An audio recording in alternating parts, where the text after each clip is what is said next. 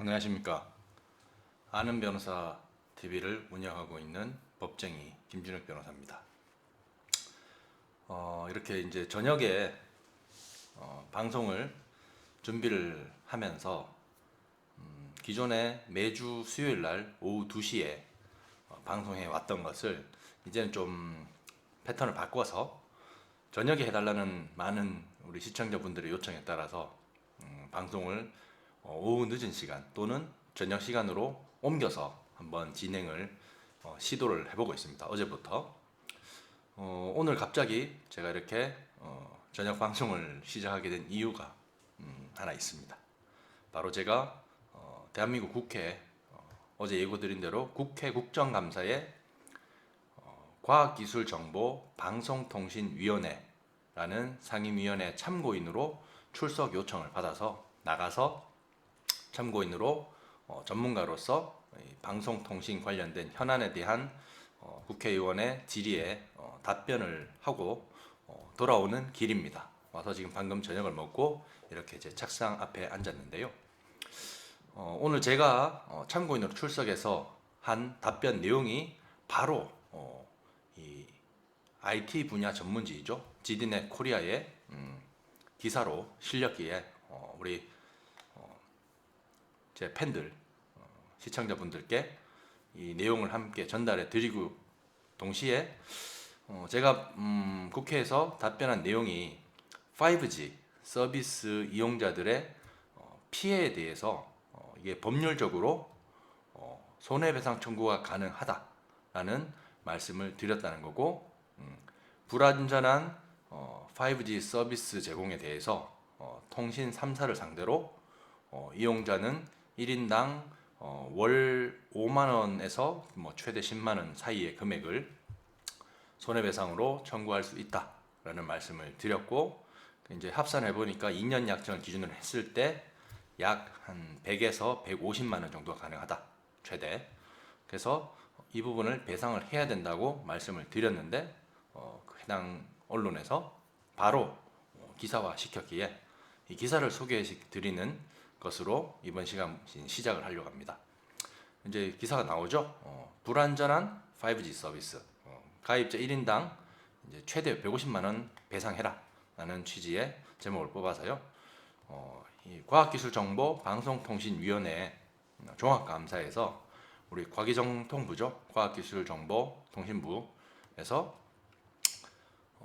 종합감사에서 제가 통신 3사의 5G 서비스 제공의 불완전한 이행이 민법상 채무 불이행에 해당되고, 이 부분에 대해서 서비스 제공자인 통신 3사의 어떤 채무 불이행 부분에 대한 고의 내지는 중대한 과실이 있다고 봐서 손해배상 청구가 가능하다라는 말씀을 드렸고, 전국 기준으로 현재 약 730만 명의 5G 이용자를 들이 이제 존재하는 것으로 집계 통계 결과 확인이 되고 있습니다.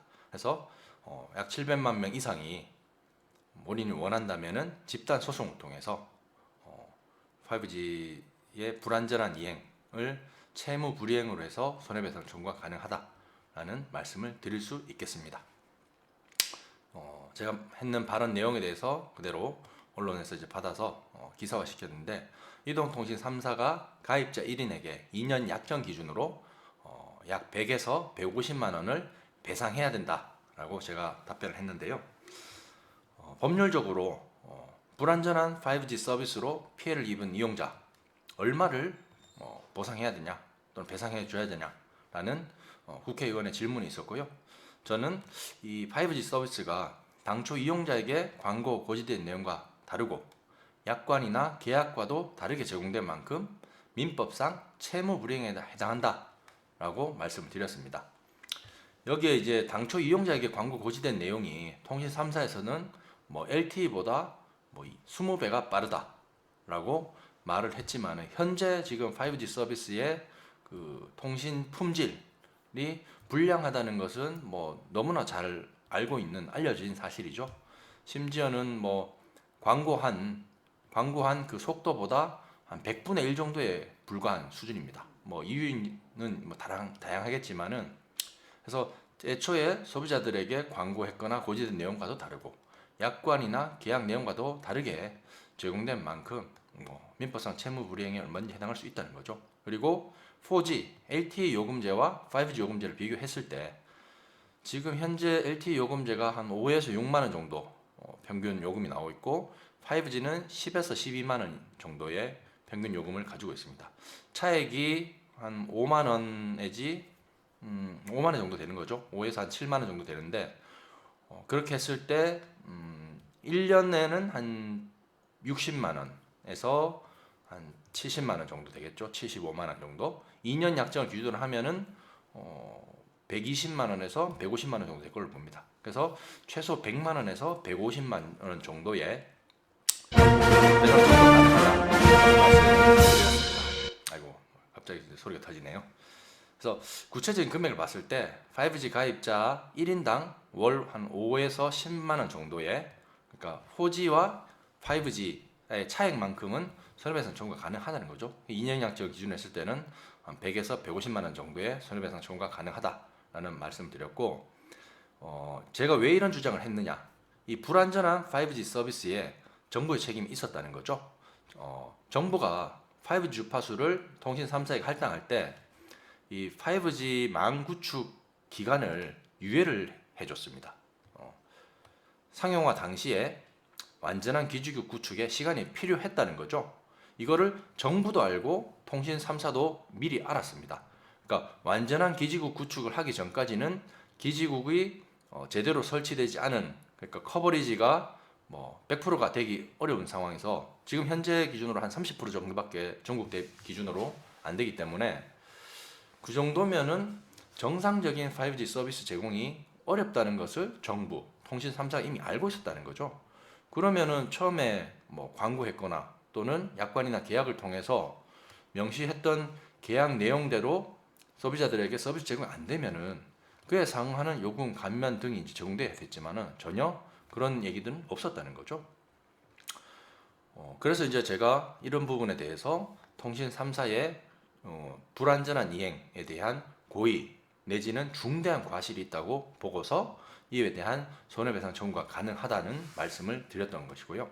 물론 이제 우리나라의 통신 서비스에 통신 요금을 결정하는 여러 가지 요인이 있습니다. 통화 품질도 있을 수 있고, 그다음에 서비스 제공 속도, 또 데이터 전송량 그런 것도 있고, 또 커버리지, 다양한 어떤 요인들이 있지만은 지금 이제 점점 요금제를 요금을 결정할 때 기준이 되는 것들이 커버리지라든지 속도 이런 것들이 굉장히 중요한 시대가 되었죠. 단순히 데이터 전송량을 늘린다든지 이런 것도 포함될 수 있지만은, 그래서 그런 부분에 대한 통신 3사의 고의 과실이 있어서 채무불이행에 따른 손해배상 청구가 가능하다라는 말씀을 드렸고, 지금 제조사 서비스 센터를 가게 되면은 5G 접속 실패 이력에 대한 자료를 이용자 누구나 제공받을 수 있습니다. 그거를 비롯해서 몇 가지 본인이 5G에 접속이 실패했던 그 시점을 기준으로 본인이 어디에 위치해 있었는지 구글 위치 정보를 통해서 캡처를 해두시고 시간대와 그 다음에 본인이 머물렀던 위치, 그리고 5G가 실제로 접속 실패했다는 그 이력 등을 확인할 수 있는 자료들이 갖추어진다면은 얼마든지 손해배상 청구가 가능하다. 1인당 100에서 한 150만 원 정도를 이통 3사를 상대로 본인이 가입한 통신 서비스의 사업자를 상대로 손해배상 청구가 가능하다라는 말씀을 드렸고요. 정부나 이 통사가 이 5G 서비스 이용자 혼란을 방지하기 위해서는 정책적으로 어떻게 해야 되냐, 매월 자사 홈페이지에 어떤 지역과 건물에서 5G 음영 지역이 발생하는지 확인할 수 있도록 안내하는 게 필요하죠. 늘상 우리가 통신 서비스를 이용하다 보면은 관련된 통신 서비스의 광고 이런 것들은 수시로 문자로 받고 있는 상황입니다. 그런 반면에 정작 필요한 이런 것들, 음영 지역이 어디에서 발생하고 어떤 건물에서 발생하는지 안내하는 이런 문자 제대로 못 받으셨죠? 이런 부분에 대해서 정책적으로 좀 개선이 필요하고, 정부가 더욱더 어떤 소비자 권익, 이용자 권익에 대한 보호를 위해서 이런 부분에 대한 점검을 해줘야 되지 않을까 하는 생각에서 오늘 제가 이렇게 방송을 했습니다.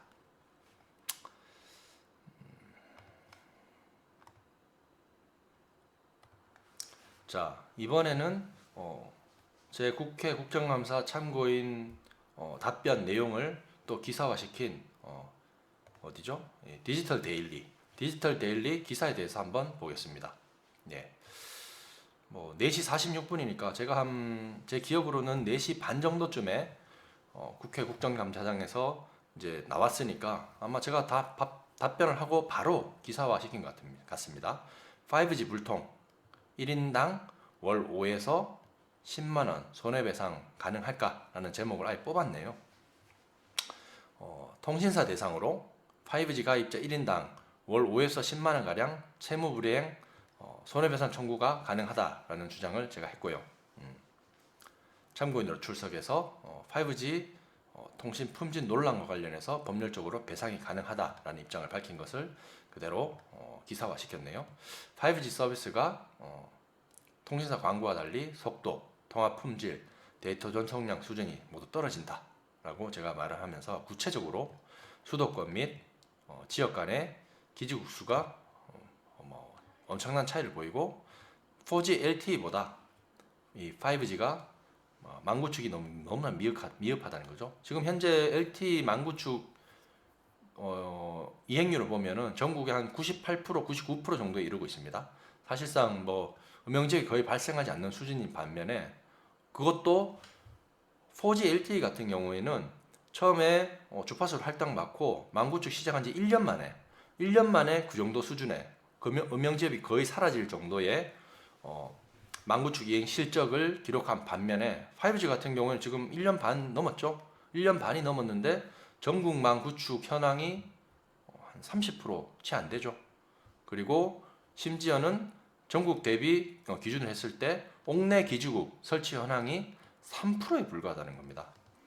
이게 이제 무슨 얘기냐면은 우리가 5G 주파수가 이제 고주파 대역이기 때문에 직진성이 강합니다.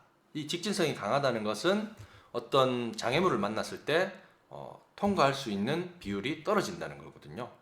휘어서 가야 되는데 워낙 강한 주파수이기 때문에 직진성을 받으면 장애물을 만났을 때 음영이 발생한다는 거죠. 이 말인즉슨 건물 내에서도 5G 서비스 같은 경우에는 음영이 얼마든지 발생할 수 있고 심지어는 그게 뭐 중계기나 또는 어떤 기지국이 있더라도 건물 내에서 음영이 4G LTE에 비해서 훨씬 더 많이 발생할 수 있는 기술적인 한계가 이미 내재되어 있었다는 얘기고요. 그마저도 5G 같은 경우에는 기지국이 전국 단위로 봤을 때 30% 커버밖에 안 되고 옥내 중계기 설치 현황도 3%밖에 안 된다는 것은 지금 뭐 SK텔레콤이나 이런 데서 가지고 있는 5G 기술 자체는 굉장히 기술력은 우수한 것으로 해외에서 상도 받고 하니까요. 볼 수 있지만은 망구축이라든지 이런 장비, 구축, 이행 실적은 너무나 미진하다는 거죠. 이 말인즉슨 그들이 제공하는 5G 서비스가 당초 약관이나 계약에서 또 본인들이 미리 광고 등을 통해서 이용자들에게 고지했던 그래서 신뢰를 가지게 됐던 서비스를 이용하겠다고 계약을 체결하는데 아주 중요한 영향을 미쳤던 이런 요소들이 사실은 제대로 제공이 되지 않고 있다는 거죠. 그 말인즉슨 이용자들의 신뢰를 어떤 파기했던 훼손하는 그런 상태가 이제 초래되었고 이것은 민법상 채무 불이행에 해당한다라고 해서 결론인즉슨 4G LTE와 5G 요금제를 비교했을 때 차액이 발생한다. 그래서 월 5에서 10만 원 채무 불이행 손해배상 청구가 가능하다라는 말씀을 드리면서 2년 약정 기준을 했을 때 100만 원에서 150만 원 손해배상 청구도 가능하다라고 제가 판단을 내렸다는 거죠. 여기에는 뭐 정부 잘못도 있죠. 통신 3사의 5G 주파수 고주파 대역을 할당할 때부터 인프라 구축을 일정 기간 유예를 해준 잘못이 있습니다. 5G 기술과 성능 통신 3사가 가지고 있는 게 인정받을 수 있지만은 구축에 현실적으로 일정 시간이 필요했었다는 거죠. 정부도 알고 통신 3사도 알았다는 거죠. 이걸 미리 알고서도 무리하게 5G 서비스를 이용자들에게 제공하겠다고 이용 계약을 약관 등을 통해서 체결했다면은 그 자체로 이미 본인들의 어떤 채무 불이행 그 가운데 불완전 이행에 대해서 미리 알고 있었던, 그러니까 고의, 채무 불이행에 대한 고의 내지는 중대한 과실이 있었다는 거죠. 모 시민단체에서 통신 3사 5G 분쟁 조정 관련해서 5에서 35만 원 합의금을 지급하라는 중재안을 제시한 바 있는데요. 이 금액이 적정한지는 우리 소비자들이나 이용자들이 판단해야 되겠습니다. 그래서 5G 통신 서비스 음영지역 발생 가능에 대해서 충분히 설명하지도 않았고,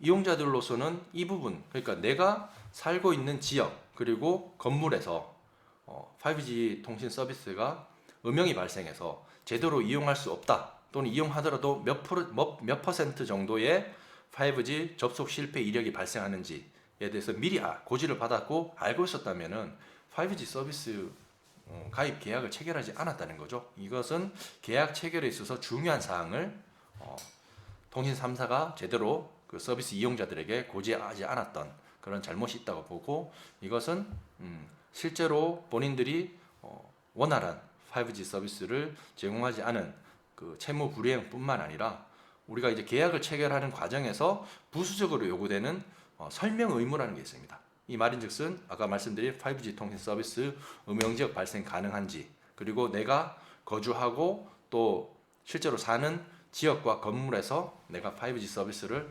얼마나 끊김없이 통신 품질 불량 없이 이용할 수 있는지에 대해서 예측 가능성도 제대로 어떤 제공하지 않았던 그런 문제가 있었다는 거죠. 그래서 이 기사도 이제 그런 내용을 반영해서 기사화 시킨 것으로 보입니다. 예.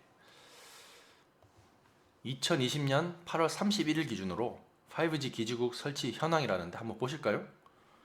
지금 2014년부터 19년까지 제가 쭉 조회를 해봤습니다. 그랬더니 5G 서비스라고 되어 있죠. 지금 보시죠. 여기 보이시죠? 지도를 기준했을 때 여기 서울이고 수도권입니다.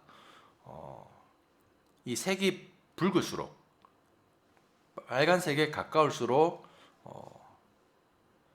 기지국이 많이 설치되었다고 보시면 돼요. 서울은 많이 설치되었고, 그다음 수도권, 그다음에 이제 몇 대 광역시 중심으로 비교적 조금 짙은 노란색, 그다음에 그 퍼져 나갈수록 점점 더 옅어지는 거 보이죠? 심지어는 해안가에 가까운 쪽은 흰색에 가까운 그런 지역도 있고요. 지금 아까 창원을 말씀하셨으니까 상원 같은 경우는 밀양과 부산, 사이드 울산 이쪽에 있겠죠? 지금 색깔 보시면은 거의 흰색에 가까운 수준입니다. 예, 흰색에 가깝습니다. 이게 이제 통신 3사의 5G 기지국 투자가 지역과 격차가 매우 심각하다는 현황 자료인데요. 특히나 서울 내에서도 강남과 강북이 차이 나고, 강남이나 강북 내에서도 어떤 건물에 있느냐에 따라서 이 5G 기지국에 대한 투자가 차이가 난다는 거죠. 도시와 농어촌 간 격차는 더 심한 상황이고요. 과기정통부가 이제 5G 기지국 현황 자료라면서 제공한 그 내용을 보면은 서울 지역 내에 25개 기초자치단체 간에도 기지국 수 차이가 최대 3배 이상 나는 것으로 확인되었습니다. 이 강남과 강북의 기지국 수 차이가 서비스 속도 그리고 배터리 소모 시간 정도 같은 이용자 편익에도 막대한 영향을 미칠 수밖에 없다는 겁니다. 실제로 기지국이 촘촘히 설치될수록 서비스 속도가 올라가고 배터리 소모도 덜 되는 만큼 이용자 입장에서는 좋은 거죠. 반대로 이걸 설치해야 되는 통신 3사 입장에서는 어떤 재정적인 부담이 발생할 수밖에 없죠. 근데 강남과 강북 지역 간에도 이 5G 기지국 투자의 차이가 크게 나는 만큼 현재로서는 이용자 편익에 강남, 강북 차이가 발생한다고 봐야 되겠죠. 표로 이제 나와 있는데요. 기지수 강남구 같은 경우에는 2,680개 설치가 되어 있고, 강남의 도봉구 같은 경우, 강북의 도봉구는 700개가 채 안 되는 수준이었습니다. 그리고 서초, 송파도 지금 한 2,000개 정도에 이르죠. 그러니까 강남과 강북이 이게 차이가 많이 난다는 겁니다. 이 세계적인 도시 서울 이 정도면은 지방 소도시 뭐 말할 필요가 없겠죠. 실제로 지방 중소도시 내의 5G 투자가 농어촌 지역에서는 지지부진했습니다. 그 인접해 있는 창원도 뭐 크게 차이는 없겠죠. 기지국이 하나도 설치되지 않은 지자체도 존재합니다. 여기 나오듯이 경북 영양, 봉화, 전남 신안, 강원 철원, 양구 이런 5개, 그리고 기지수가 10개 이하인 지자체, 군도, 기초지자체 군도 150개 정도 된다는 겁니다. 쭉 이렇게 나오는 인천도 있고 경남, 경북, 전남, 전북, 충남, 강원 이렇게 쭉 나와 있네요. 이제 5G 전국망 구축이 늦어지면 늦어질수록 이 정부 주무부처죠. 과학기술정보통신부와 그 다음에 이통, 지금 이제 4사라고 표현해야 될 정도인데 통신사를 믿고서 고가의 5G 요금제 그리고 5G 휴대전화를 구매한 농어촌과 지방 중소도시의 이 5G 서비스 이용자들 비싼 최소 10만원에서 12만원 정도 된다고 하더라고요. 자료를 보면은 5G 요금제 요금을 내고도 제대로 서비스를 받지 못하는 피해가 발생할 수밖에 없습니다. 그래서 하루빨리 5G 전국망 구축이 필요할 것으로 보이고, 이용자 피해를 최소화시키기 위해서라도 통신사업자 간의 기지국 공동 구축 방안이라도 전향적으로 고민해야 될 시점이라고 생각이 됩니다. 근데 제가 이제 조금 씁쓸한 얘기를 해드리면은, 지금 정부로부터 5G 주파수라고 할당받은 통신 3사들이 기존에 할당받았던 그 주파수로는 전국망을 까는데 한 24조 원, 약 한 25에서 30조 원 정도의 투자비가 발생하는 상황이라고 합니다. 아이고 죄송합니다. 그러다 보니까 이제 투자는 많이 해야 되지만은 이게 이제 5G 망이 이 주파수 자체가 아까 제가 말씀드렸죠, 직진성이 강하기 때문에 커버리지가 다른 4G LTE의 주파수라든지 또는 다른 저주파 대역에 비해서 커버할 수 있는 범위가 좁다는 한계가 기술적으로 있다는 거죠. 그래서 투자한 만큼 커버리지가 확대가 되지 못하는 그런 상황이 발생하다 보니까 사실상 밑빠진 독에 물 붓기 같은 그런 상황이 될 수 있다는 거죠. 그래서 통신 3사들도 이게 돈이 되지 않는다는 어떤 정책적인 판단을 한 것 같아요. 그래서 추가로 진짜 5G 주파수라고 하는 조금 더 낮은 대역의 주파수 할당이 진행이 되게 되면은 그거를 받아서 그 이후에 5G 망을 전국에 구축하겠다는 그런 어떤 생각들을 가지고 있다는 내부 정보들도 속속 들어오고 있는 상황입니다. 결국은 지금 현재 제대로 되지 못하는 서비스를 이용하는 이용자들만 어떤 망 구축에 대한 부담을 떠안는 그런 상황이 되는 거죠. 서비스는 제대로 이용하지도 못하고 비싼 요금만 내는 그런 사람들만 결국 호구가 되고 있는 그런 상황입니다.